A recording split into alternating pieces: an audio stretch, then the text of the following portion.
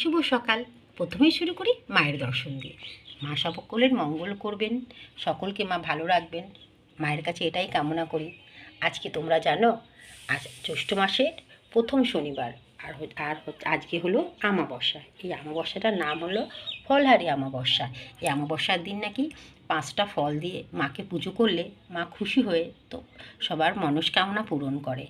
কারণে আমিও দেখো 5টা ফল দিয়ে পুজো, তবে আমি কেটেই দিয়েছি ফলগুলো দেখো।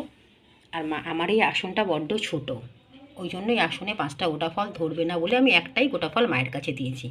আর একটা জিনিসও জানো, আজ নাকি তুলসী পাতা দিয়ে গোপাল ঠাকুরকে 33টা তুলসী পাতা, তুমি দেখো, সবাই দেখছো ভালো করে, আমি 33টা তুলসী পাতা দিয়ে গোপালকে আজ পুজো করেছি। জানি না গোপাল খুশি হয়েছে নাকি, গোপাল নাকি খুশি হয়, তাই আমি করলাম। ভগবানের কাছে চেষ্টা করি যতটা মন প্রাণ দিয়ে ভগবানের সেবা করতে পারি, ভগবানের পায়ে ঠাঁই নিতে চাই। ভগবান সবাইকে মঙ্গল রাখো, ভালো রাখো। টাটা।